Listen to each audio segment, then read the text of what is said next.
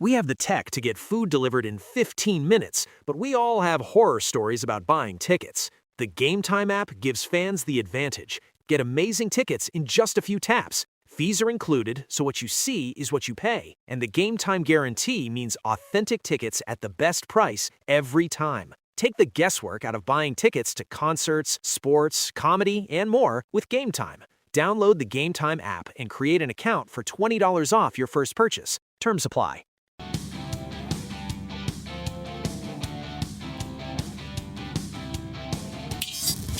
This is Follow the Money on VSiN. Much more now on Game 2 tonight, NBA Finals with some best bets. So we go out to the Progressive guest line. Julian Edlow joins the program now, sports betting content, DraftKings Network. Julian, good to talk to you as always, my man. Hope all is well. I teased this before the break. You have a unique way of getting some instant gratification tonight, right out of the gates with San Antonio. And I'm all on board for this. Explain what you want to do. Yeah, there's a few ways I'm going to do it too, but it'll start with Spurs race to 20. And I know you guys have probably hammered home all the trends, not only Spurs off a loss, 13-1 straight up and against the spread since mid-January. They're one of the best first quarter teams in the postseason. Historically, when the home favorite loses game one, they come back and blow out in game two. I like all of that, but I want to trust the Spurs early. And I'm going to go San Antonio race to 20 for starters. That was like minus 145, 150 range when I grabbed it this morning. That, for the most part, I mean, you can bet first quarter, and I like Spurs for first quarter. I got it at 1.5. I think we're out to 2.5 at DraftKings. But the race to 20 keeps Wemby on the floor for the most part. He's generally out there by the time someone gets to 20. So we're skipping over that Wemby rest that he gets in like the middle of the first quarter, and they generally close with him out there. Now, in game one, that didn't work. The Spurs went on the run when Harper came in the game in the middle of that first quarter. So maybe it doesn't matter, but Harper could come in and give him that boost again. I like the Spurs first quarter. I like the Spurs race to 20. And really, you know, the Knicks have been a great first quarter team too. So this isn't something that you're going to get numbers on and be like, oh, this really favors San Antonio. I just think the desperation favors San Antonio, and the Knicks know they're going to take a good punch from the Spurs here. I think they have to, and they also know they can grind back and win all these games because they keep doing it, not just in game one, but in many of these games throughout the postseason. Obviously, game one against the Cavs was obvious, but I think the most unique way that I like betting this game is we have to win the first quarter and win the full game at DraftKings. Generally, I like to correlate these.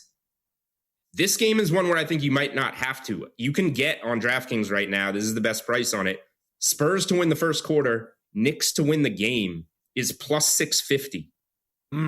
I think that's entirely possible, right? Yeah. We're talking about a team that's, 200 on the money line. It was a lot less before. A team that's plus 200 on the money line, we can get them at 6.5 to 1 if we just concede the first quarter to the Spurs.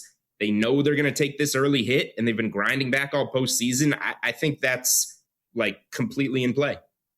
Mitch made a good point earlier, and Circa has Brunson plus 125 to outscore Wemby.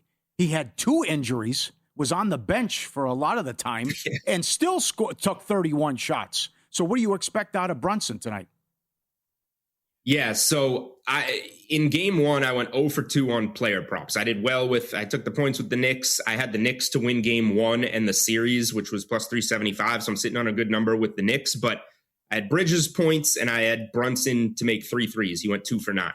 So I was sitting there with 0-2 on the player props, and Brunson's sitting on the bench early in the fourth quarter with 17 points, not playing well in a close game.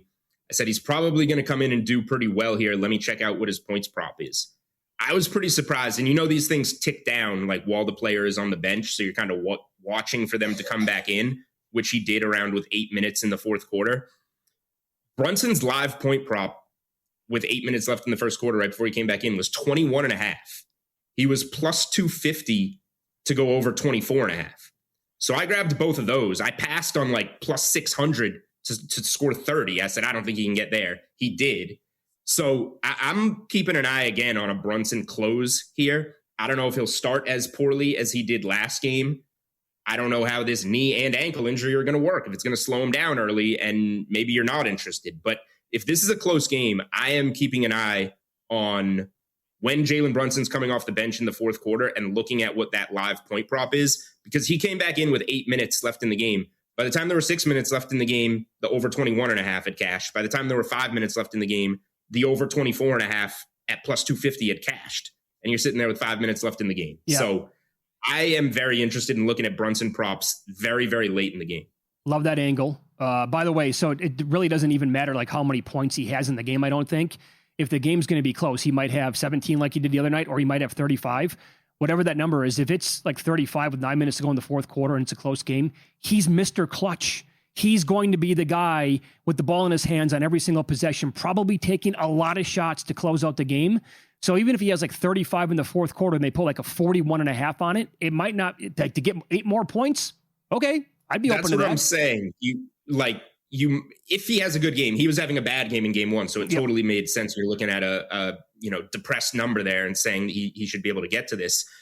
You might be looking at a stupid number if and when he has a really good game, like the scenario you just laid out, Mitch, where it's like, am I really going to bet Jalen Brunson over 38.5 points right now when he's got 33 when he comes off the bench in the fourth quarter? Well, yeah, because he's having a great game and he's going to go finish that great game by taking a lot of shots, and he's already playing well in that scenario, so he should be able to do more. So it doesn't matter how many he has in the game and how high that number is. You're really just looking at like 6.5 or so for the fourth quarter. Sure, yeah, is what you're eyeballing there. Yep, kind of a percentage overall. Julian Edlow, our guest, he's with DraftKings. He's on the Progressive guest line right now.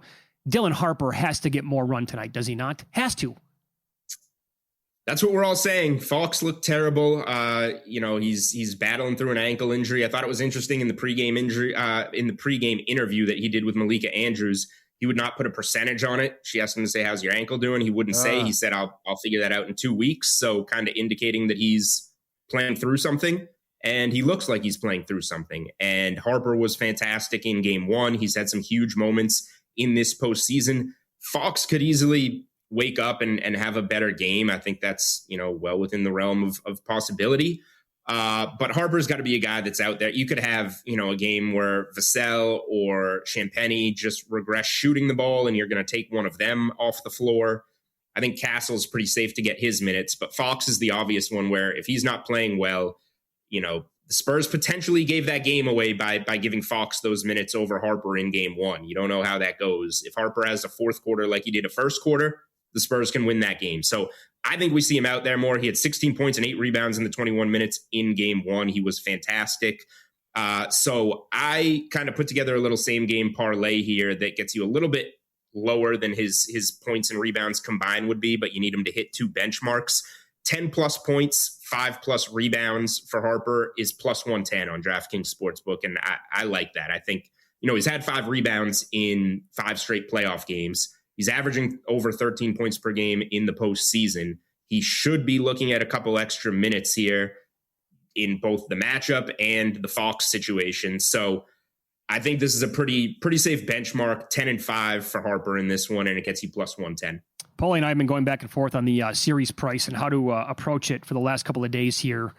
What do you think of the current number right now, and what do you want to do with it? Yeah, I mean, and I'm here as a Knicks game one and series better. I liked the spot for them in game one. I played it at plus 375, and now I have Knicks plus 375 in pocket. So in theory, I should be all set here. But I think we know what we saw in that game. Like, can the Spurs come back? Like, yeah, they can even this 1-1. This is, the ultimate Spurs spot, like we talked about. All the historical trends and the trends for the Spurs off a loss. And, they're looking to become – the Knicks in this game are looking to become the first road underdog to steal the first 2 games of the NBA Finals since the 1995 Rockets did it to the Orlando Magic. And, of course, when they did that, the Rockets swept that series. So expectations are going to go out of control if the Knicks win this game, right? It's going to be all the talk is going to be about a sweep. Forget winning the series. So I'm pretty comfortable with the Knicks in the series. If they lose the game, it's 1-1 and they're going to MSG, and it's going to be priced as pick'em type of games with some of the best crowds we've expected in NBA Finals history. I still like the Knicks there. And the reason I'm not waiting is because I think they really have a chance to take this game. And if they take this game, the price is out of control and the series is going to be viewed as over. So totally agree. I went back and grabbed more Knicks now. I like what I see. They're just on like a unprecedented playoff roll right now that we have never seen. Good stuff. Follow him on X at Julian Edlow, sports betting content. DraftKings Network joined us here on the Progressive Guest Line. Thanks, Julian. Good luck tonight and with the series. All right. Thanks, guys. Talk soon. Yeah, Thank you. I can't blame him. We're in the same boat here. Another great quote from Wembanyama. Oh, this is tremendous. Why do they play better after a loss and their backs are against the wall? We're like spoiled kids. We're playing against teams like the Knicks who are experienced, who understand how lucky they are to be in the finals and know it's not guaranteed to happen again. We're in the finals in just our second or third season. We don't realize it or appreciate how lucky we are. That's like truth serum. That is awesome. Right into the veins. That's better than before game one. Well, we're having a hard time coming down to earth after the big road win and beating the defending champs. Win, lose next. Paulie's going to recap all of the bonkers numbers that came in during Game 2 of the Stanley Cup Final coming up on Follow the Money. It's VSiN, the Sports Betting Network.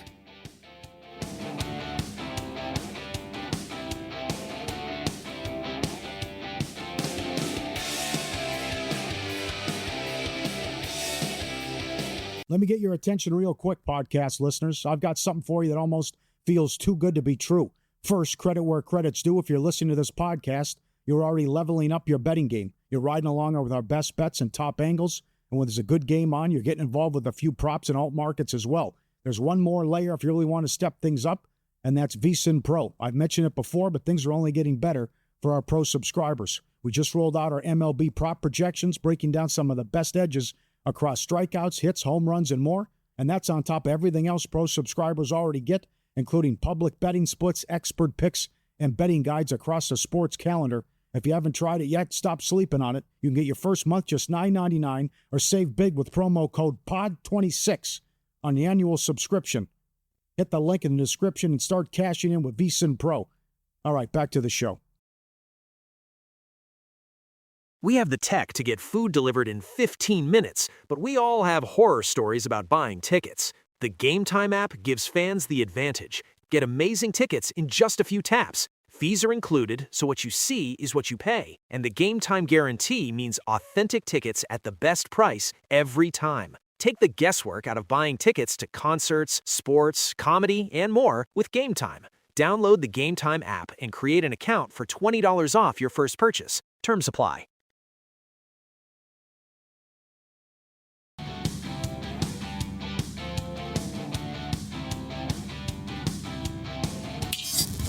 This is Follow the Money on VSiN.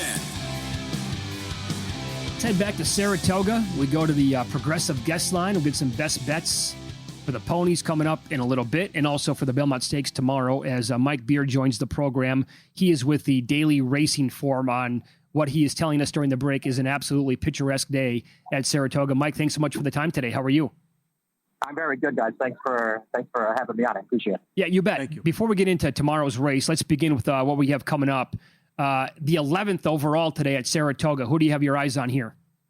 Yeah, we got another Grade 1 race coming up right now, and this is a really strong race for the filly and mare turf horses. I feel like, assuming the odds, stay where they are right now, we still got a few minutes to post here, but if they stay about where they are right now, I really feel like Portfolio Duration, the number one, is a horse that you could bet in this race. She's, lightly raised. She has some improving to do if she's going to beat horses like this.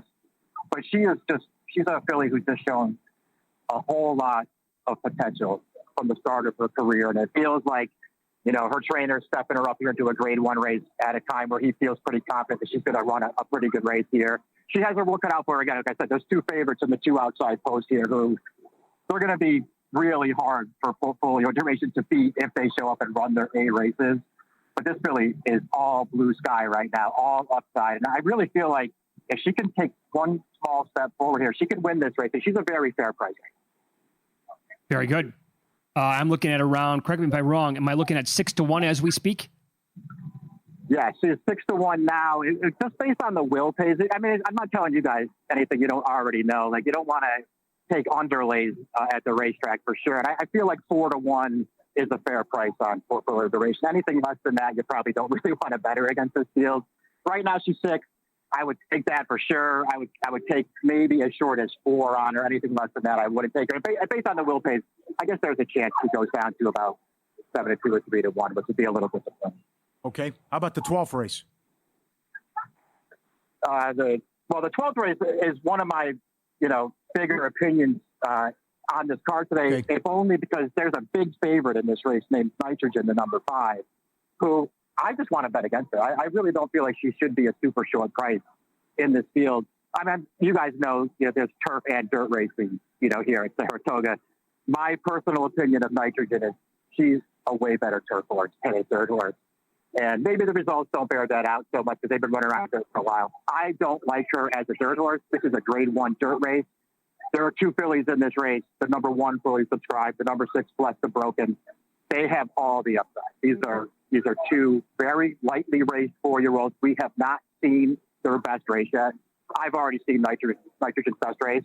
I don't like her last 2 losses, and I feel like she's in line to lose again today, and she's going to be a very big favorite in this race. And listen, the easiest way to make money betting horses is to beat favorites. I'm trying to beat that race. Yeah, very good. So in the 14th as well, that'll close up shop today at Saratoga. I think you're looking at a kind of a long shot here in that race. Is that correct? Yeah, hopefully we're not broke by race 14. But listen, this is a maiden special weight race. None of these horses have ever won a race in their life. The number 1 in this race is Mount Sophros. She's 10-1 on the line. I think he might even do better than that come post time. He's just a horse who only ran twice last year. I thought he showed real potential in his debut. That was going shorter. Now they're going to go longer with him. And his pedigree, he's bred to be a horse who just gets better with time and with distance. And he's had a little time now since his races last year, and he gets more distance to work with here. He's got a great post for this race for a really good trainer. It just feels like he's going to get overlooked in the wagering here. So you would just hope that of course he has to be ready off the layoff. He hasn't run since last October. So, he's going to have to be fit off the layoff here. But if he's ready to go here and to run anything, close to his good race, I think this is a pretty good spot for this horse. He's going to be a great price. Okay, very good. Follow the money here on VSiN, the Sports Betting Network. Our guest, Mike Beer, he's with Daily Racing Form. Let's get to tomorrow here, the Belmont Stakes. How do you envision this race playing out, Mike? Listen, my very strong opinion about the Belmont Stakes is that I just don't want the favorites in this race. And of course, that, kind of starts with the Kentucky Derby winner, Golden Tempo. I'm not suggesting that he's not a really nice horse, because he is, but he took advantage when he won the Kentucky Derby with a really fast pace in front of him. He was completely outrun by it, way, way back in the field. And the race was kind of, I don't want to say fell into his lap because that's not giving him enough credit, but he took advantage to win that race with the best trip in the race. He was 23-1 that day. He'll be more like, 4 or 5-1 tomorrow. I just don't think you're supposed to take that kind of price on him. I am against him. I am, really feel like the horse that's in his second in the Derby, Renegade, has a real chance to win tomorrow, and he's the favorite, and he should be. I think he's the horse to beat. But he's just, one of those horses who doesn't really have any edge on this field. His top race is about in line with about 4 or 5 other horses in this field. And I'm not saying he's not the most likely winner of the race. I'm just saying that you're probably not supposed to take some kind of super short price on him because the edge isn't there. And you don't want to be taking underlaid prices on horses. It's the easiest way to lose money in this game. Yeah. Well, ultimately, which horses do you think hit the board tomorrow then? Yeah, I'm really thinking that this race comes down to the 7 Commandment and the 8 Emerging Market. There are 2 horses who also ran in the Derby. My opinion of that race is they had 2 of the, I'll just call them tougher trips in the race. Like things just didn't really go according to plan. I don't think for either of them. They were both either, in the case of Emerging Market, he was too close to the fast pace. And in the case of Commandment, tried to move too early into the fast pace. And I think it cost both of those horses. They're both way better than that, particularly Commandment. I think he's way better than that. And I think he's going to run a lot better in here. He ran a couple of races before the Derby that suggested he's one of the best 3-year-olds in the country. So I'm going to look for him to rebound here. But my top pick in the race is going to be Emerging Market, just because I think he's going to be a better price. He was only making the 3rd start of his career in the Kentucky Derby. You cannot, the Kentucky Derby is a race that's notoriously hard on inexperience. You can't really show up at that race going 1.25 miles chasing a fast pace with only 2 starts up there. You're going to pay the price for it. I think Emerging Market paid the price for it. Now he's had another 5 weeks since that race. The first 2 starts of his career pointed him out as, a really, really talented 3-year-old for Top Connections. And I just think he's going to run way better tomorrow, and he's going to be in that 6, 8, 9 to 1 range. And I think that's a very fair price. Very good. Go get him tomorrow. You actually like 2 other horses not in the stakes, right? A lot more tomorrow. And one of those, I believe, would be Sandtrap, number 2 in the 7th. Yeah, 7th race is another grade 1 race. It's on the turf for fillies and mares. Sandtrap, another very lightly raced horse. She's been super impressive. She's only run 3 times. She's been super impressive. She started out in France. She came over to make her first start stateside last month at Epic. She was really impressive winning. I think that's a race with vulnerable favorites. She's probably going to be in that 3-4 to 1 range. I think that's a good price. Okay. And then was the last race of the day tomorrow, the 14th overall. Right now, First Call Bob, is that correct? First Call Bob, man. It's the last race of the day. It's another one of those, it's not a stakes race. The stakes races are going to be over by then, but these are horses that have never won anything other than 1 race. And the deal with First Call Bob is he's never run on turf. They've started him out with 3 races on dirt, and he's run fine on it, but he is bred to be a turf horse. I think he's going to really improve with the surface switch. I think he's 12 to 1 morning line. That's a good thing. Mike, awesome analysis. Thanks so much for the time. Best of luck with the bets and enjoy the weekend at Saratoga. Guys, thanks for having me. Good luck, everybody. Be good. There you go. Mike Beer, handicapper, Daily Racing Form. And he told us during the break that he was kind of born in that area, born and raised in that area, been to Saratoga many, many, many, many times, obviously. And he said it's the ultimate place to go and watch. I've never been there before. Parcells loves it. That's his we have friends that, come on, Bowie's there right now. Macero's there right now. Yep, absolutely. They go there every single year, and they absolutely love it. So cut him off, guys. Yep. Thank you. Detmer's scratched, by the way, for the Angels. Is he? He's not going. Yeah. If there still runs. What do you do with Plum tonight? She's back after a week. She leads the WNBA in scoring. She's only 19.5, and they're playing Dallas. Total 180. I have an answer for you, but I'm going to wait to give you what I think of it coming up in about 5 minutes. Very good. Yeah. It's, by the way, this should be a very entertaining game tonight to watch. As you said, the total is super high. Yes, sir. I was talking to our buddy Doug Gazarian specifically about this game earlier today, and he said there should be absolutely 0 defense played in this game. Yeah, 7 o'clock tonight. I actually have several bets on the game. Yeah. Yeah, I'll share them coming up. Yeah. Yeah, good. Yeah. Good. And I forgot, shame on me, I forgot to give out the links last night. I forgot.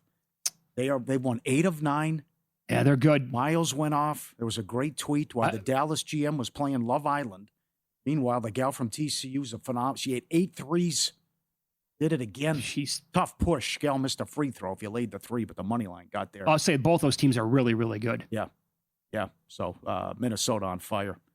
Still betting the NBA Finals at a sports book. Pauly Market is a prediction market where you trade against other fans, not the house. Download Pauly Market now and use promo code BUZZ. $50 free on your first trade. Code BUZZ. Trading not available in all jurisdictions. Restrictions apply. Download Pauly Market now. Code BUZZ. $50 free on your first trade. Go get it. Love it. So great to have them on board here. Up next, Michael Thompson, 2-time NBA champ, longtime Lakers broadcaster. Clay's dad put this on Twitter about Caitlin Clark. I cannot imagine a scenario where this would ever happen, but the entire sport gets thrown for a haymaker if he's onto something. Details next.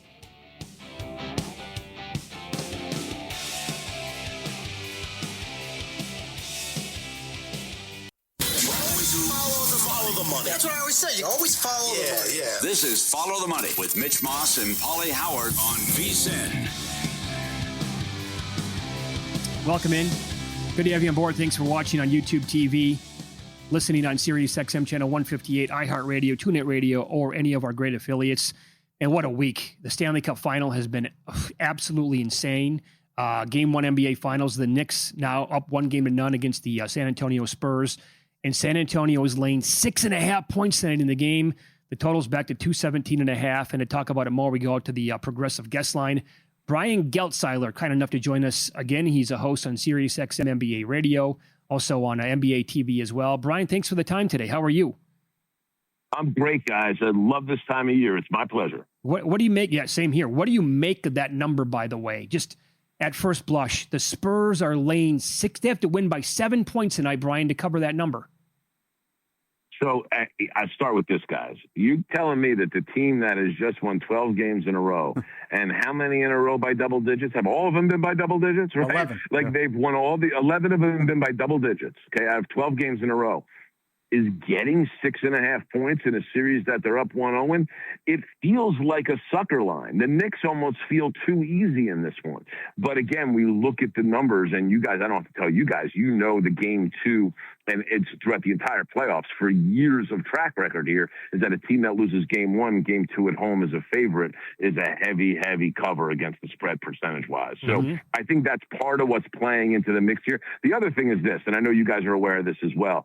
When you get to the NBA Finals, the recent history of the NBA Finals is that point spread hasn't mattered. Like, rarely do you see a team that, that'll lose the game but cover. It just doesn't happen very often. So I think some of that plays into the line here, it being 6.5. With that said, if you want to lay the points with the Spurs, with as well as the Knicks are playing, you got to kind of swallow hard to do it. I mean, that's how good the Knicks have been here. It's crazy. And I love the Spurs. And I picked them in 7 when the series started. And I think it's still going to be a very tight nip and tuck series. With all that said, it's not an easy thing to lay 6.5 against a team that just won 12 games in a row and is playing as good as the Knicks are. Well, the last time we talked to you, you were all over Fox, and rightfully so. So especially if Fox is going to come out and have as many made shots as turnovers, how bad he was. So the extension kicks in later this month, 4 for 228. How do we get the ball to Wemby closer to the basket? And we also need to see more Harper. Take it away, just so you ran on Fox. Well, first of all, I do think that if, I wouldn't expect Mitch Johnson to run away from Fox in the first half of this game. I would expect him if Fox is playing the way he's playing. And by the way, guys, 7 points on 13 shots, 5 assists, 3 turnovers, 3 of 13 from the field. Yeah. He was miserable. He was miserable and missed maybe the most important bunny of the game in the paint on a shot that he normally hits. Now, let's be fair to De'Aaron Fox. He's playing with a bad ankle. We know that. It's a high ankle sprain. Would have cost him 2 to 3 weeks in the regular season. Missed 2 games and came back, and I give him credit for that. With all that said, the Spurs can't let that be an anchor and tear him down, and that's kind of what it's doing right now. If they hit the second half and we're not seeing a different version of Fox, and what does a different version of Fox mean? Number one, it means fantastic defense. So keep in mind, one of those 3 shots he hit out of 3 of 13 was an uncontested layup where he picked Brunson's pocket out at midcourt. So it's not like they were tough shots. All of them were tough shots that he hit. Okay, that was an uncontested layup. Here's my point. If Fox is not out there making those types of plays defensively, finding the ball to Wembanyama, and listen, Karl Towns did a fantastic job on Wembanyama in this game, and I would think that he's going to do all that again. I will tell you, I think that what San Antonio did in Game 6 and Game 7 of the OKC series, which is essentially pull Hartenstein out to the perimeter and have Wemby create a little bit out there. Wemby can be a little bit of a playmaker and will find open guys and will force doubles. Now, listen, I thought Towns did a great job guarding him in Game 1, much better, and Hartenstein did a good job in the OKC series. Towns was better than Hartenstein ever was in that game in terms of how well he guarded him. So he did that. But I do think that one of the things that is Towns' kind of Achilles heel as a defensive player is, frankly, his stupidity with fouls outside the three-point line. So pull him away outside the arc. Have Wemby put it on the floor a little bit. Live with the fact that, because if you can get Towns in foul trouble and get him off the floor, not that Robinson's an easy matchup for Wemby, but he's a different matchup for Wemby. And I do think you have to get Wemby. You have to let Wembanyama, and I said this at the end of the OKC series, and they did it, some inverted pick and rolls. Let Harper and Castle set some screens for him. Take advantage of the fact that he can handle and play on the perimeter a little bit. Listen, he's still from the three-point line. He's still only 2 to 3 dribbles away from being at the rim. So that's kind of how I would handle it there. I would look to let him have it early and often from San Antonio. And listen, I say this, you're right in wanting to have it closer to the basket. With all that said, more touches are better for Wemby no matter where they are, as opposed to less touches. Right. I know you loved Hart's game. Could you make the case 150-1 he could somehow win the MVP, series MVP, if he can keep filling up the stat sheet like this? I need a couple more threes and points, but I know you loved his game. They were plus 22 in Game 1 when he was on the floor. I tweeted it out, guys. It was the best three-point game you saw a player play in the history of the NBA. And I felt kind of vindicated on that statement, too, when I heard Stan Van Gundy say it earlier this week on Zach Lowe's podcast, because you won't see a guy play better. With all that said, it's going to be tough to find a path where Josh Hart could be MVP of this series. But let me ask you this question. What's the odds on Towns being the MVP? 12-1, I think, last check.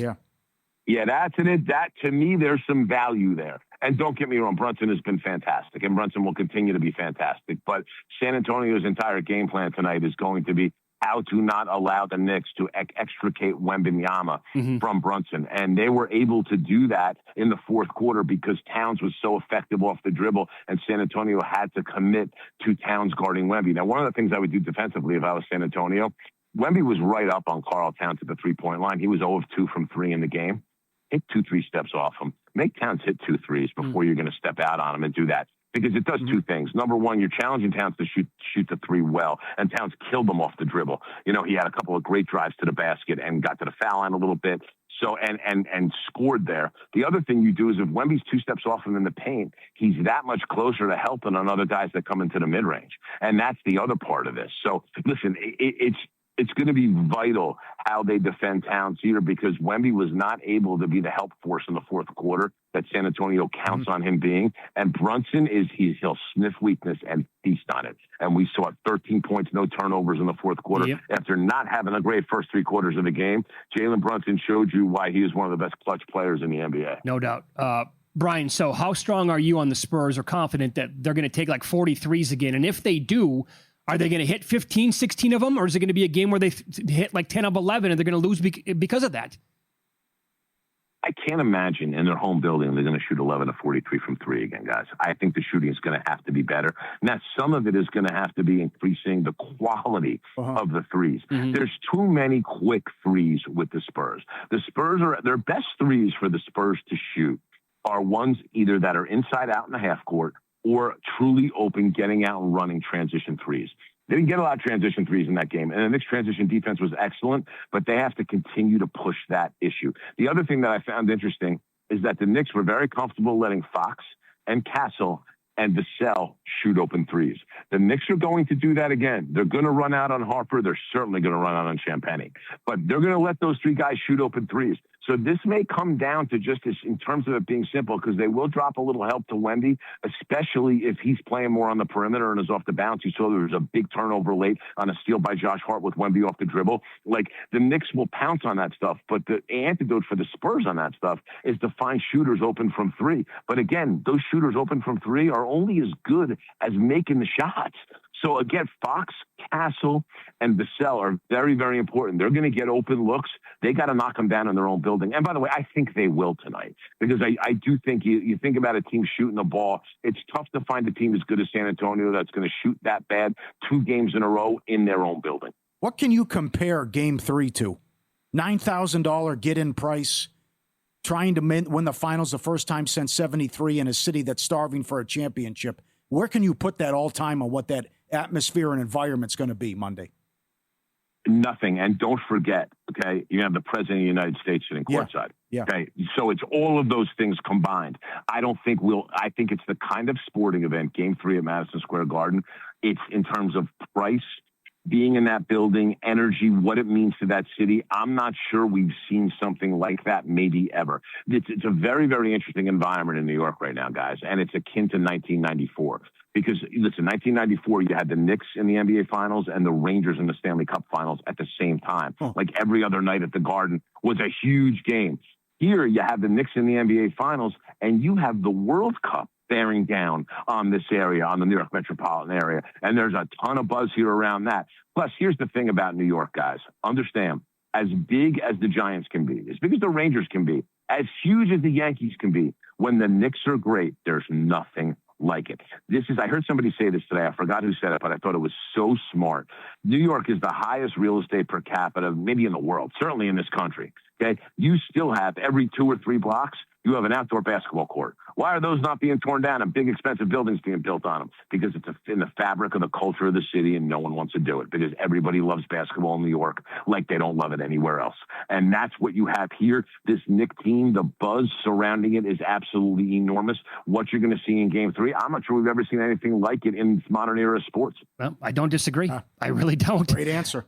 In 30 seconds here, official prediction for tonight then. What do you think?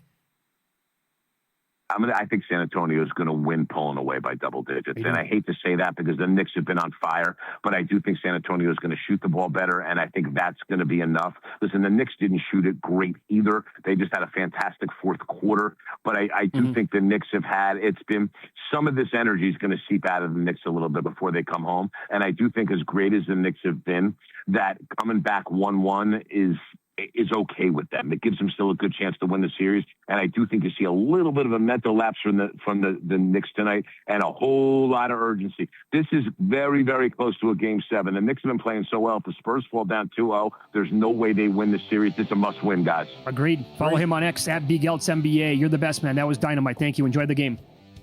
Always my pleasure, boys. We'll talk to you soon. Take care. Host on Sirius XM NBA Radio, Brian Geltzeiler. This is a circus going on in baseball right now at Wrigley Field. Wait till you hear what they've done. Counsell, his days are numbered, I think, and more on the game tonight with player props as well coming up here on VSiN.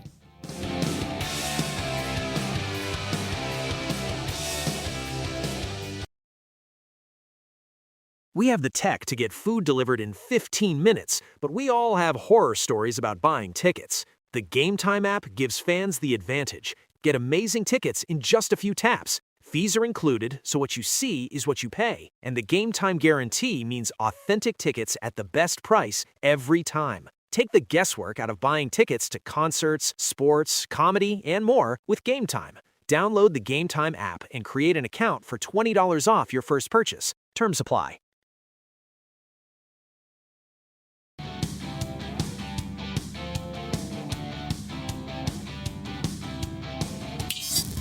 This is Follow the Money on VSiN. Thanks for checking in. Busy Friday here. Stanley Cup final last night, NBA Finals tonight. We're going to get Game 3 in Vegas between the Golden Knights and the Carolina Hurricanes. And it has been a doozy through 2 games. Jonathan Davis, VSiN's NHL senior betting analyst, joins the program now. He's in studio. He's in town, obviously, going to the game tomorrow night. What did you make of the controversy last night? I thought it was handled terribly. I mean, one, like, I understand the idea that it was called goalie interference. Like, I get that. But I don't know how the referees didn't blow the whistle because how did he see it? Like, you would think that, you lose sight of the puck, you blow the whistle. Yes. And if you do that, then there's no challenge. And the league then reviews to see, once the puck goes in, was it a continuation play of a shot? But to rule it goalie interference because he interfered with the glove of Freddie Anderson, I mean, I slowed down the video. I watched that. He gets the puck. Yeah, the poke. He pokes the puck and it goes in. Like, the replay's there. What are we doing? But look at the picture, though, too. This is friendly fire as well. It's Carolina guys running into Freddie. But it had nothing to do with it. But I go back. It's been 8-9 years of this. You have no idea what's goalie interference. And I'm glad Messier was so fired up as well with the, what's his name, Dave Jackson, whatever the rules guy. Yeah. I mean, it's ridiculous. Yeah, he was going to, if he had hair, he'd pull it out. Yeah, absolutely. He was furious. So you have to challenge that. Oh, when Torch said after the game, I'd do a 10 out of 10. I mean, you watched him on the bench. He said, that's a goal. Yeah. Well, but you have to be 100%. He was. To challenge. He was. I was 100%. You were 100%. 100%. Wasn't he? And for anyone to say that's Jim Hiller 2.0, you're out of your mind. It wasn't not even close. Now, and you could also say, look. Kings last year, yeah. Their penalty kill was so good. Carolina's power play had been so bad up to that point. Yeah. Right. Good You've point. got a chance to go up 2-0 in the series. I get it. But it should have counted. Like, you can't say that he was covering the puck. He never had it. He pulled it into his body. Bad call. Yeah. There's also too much of this, too. The business, and you saw it on the third Carolina goal. And I know Nick Alberga mentioned it on Money Moves. You can't have a possible clincher, Stanley Cup final game winner, and then you look at, challenge, situation room, offsides, here we go, hold the phone. You can't do this. It's becoming like soccer. But would you be good if a goal counted that shouldn't have?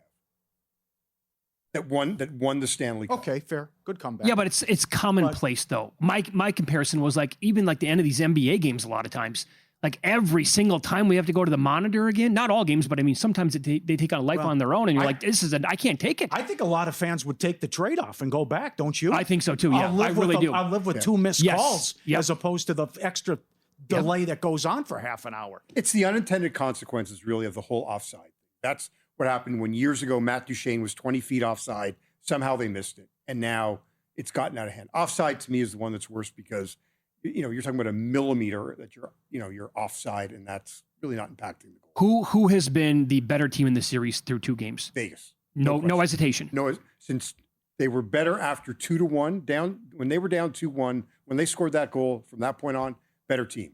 For 50 minutes last night, the better team. Mm-hmm.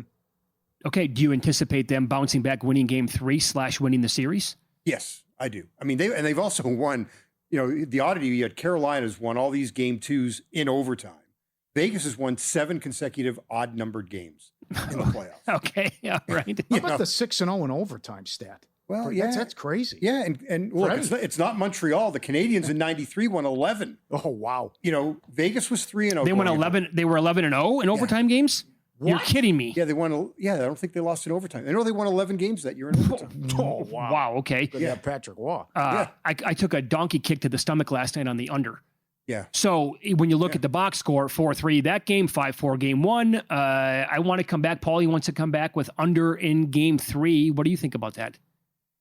At your own peril. And look, the only total that I will play is Vegas team total over 2.5. Uh-huh. It's 8 straight games that Freddie Anderson's given up at least 3 goals to the Golden Knights. Well, Paulie told you the other day it means nothing. Yeah. You guys battled about it. Yeah. Yeah, it's his fault. 2 breakaways. How do you feel about the Howden? How about that now? Howden, unbelievable. You have Conn Smythe. 150-1 and 20-1 for most goals in the series. Oh. Now, I will say, by the way, to your point about Freddie, best game that he's played probably in about 4 years, especially in the playoffs. When did you bet Howden 150 for the Conn Smythe? Round 3. So East Conference Final. He got the 2-1, Yeah. Jonathan, as the game was live last night. I know. 2-0, 10 minutes left. Vicious. Yeah. How about McNabb? Tortorella didn't have an update. Well, how does this change things if he's took the puck to the face? Well, now Dave Gosher, it was reported. Dave Gosher, the Golden Knights broadcaster, said that that McNabb was back in the building at some point in the third period. Encouraging. He flew home with the team. He's a hockey player. He'll probably be out there and skate for 18 minutes. Duncan Keith lost 8 teeth in a game and came back in that same game. I mean, look, McNabb's gone through a lot. I mean, that was nasty. Oh, how do you take a puck to the face? Yeah, you would think that maybe the visor would have absorbed some of it, but it didn't. I don't think it. I can't even. Oh, Jesus, man. It's a big loss. I mean, if he doesn't play Game 4, but they've had Caden Korzak as the guy that's gone out. So. Let's go back to what we talked about the last. What's going on with the first line? Where's Aho? Where are these guys? Svechnikov? He has 1 shot on goal in the series. Aho was at his best last night. Jarvis, scores the big goal. Yeah. But he's got 4 goals in the playoffs. They're all at home. And Svechnikov's been on a milk carton. Yeah. I mean, now, Vegas last night, hey, Eichel, 0 shots.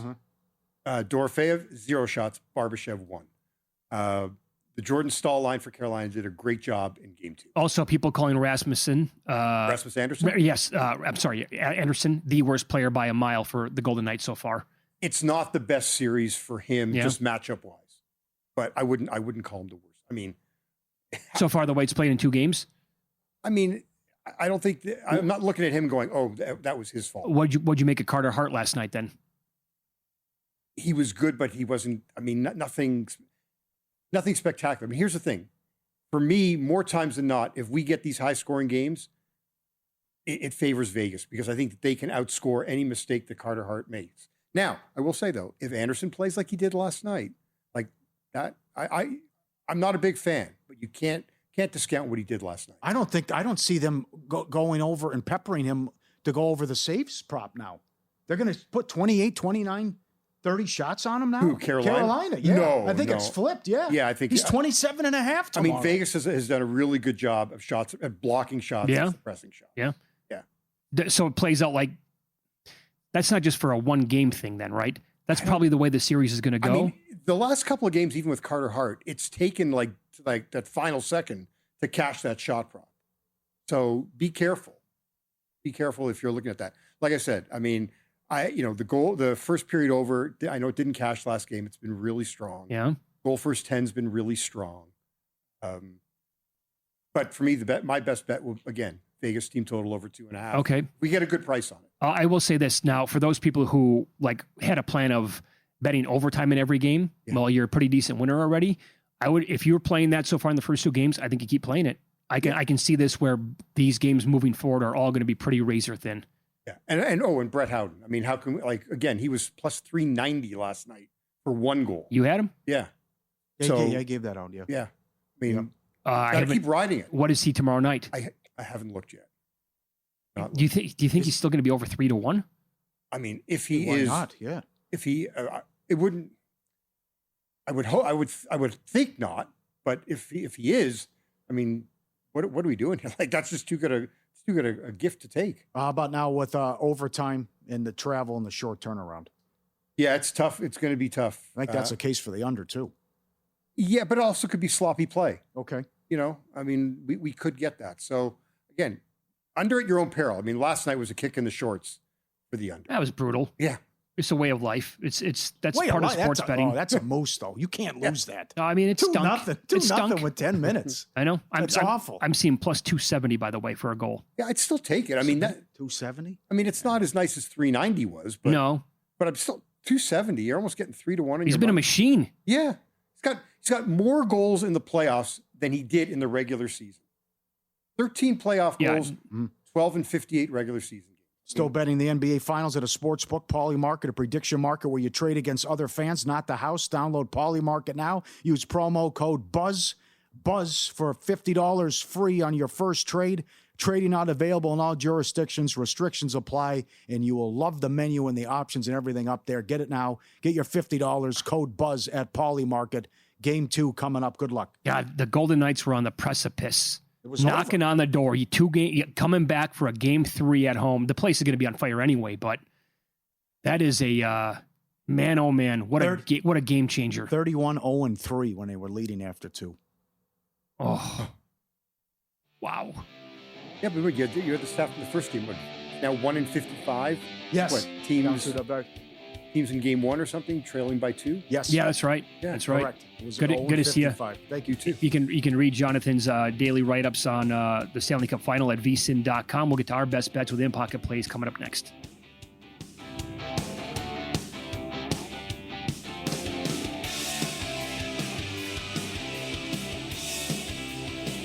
We have the tech to get food delivered in 15 minutes, but we all have horror stories about buying tickets. The Game Time app gives fans the advantage. Get amazing tickets in just a few taps. Fees are included, so what you see is what you pay. And the Game Time guarantee means authentic tickets at the best price every time. Take the guesswork out of buying tickets to concerts, sports, comedy, and more with Game Time. Download the Game Time app and create an account for $20 off your first purchase. Terms apply.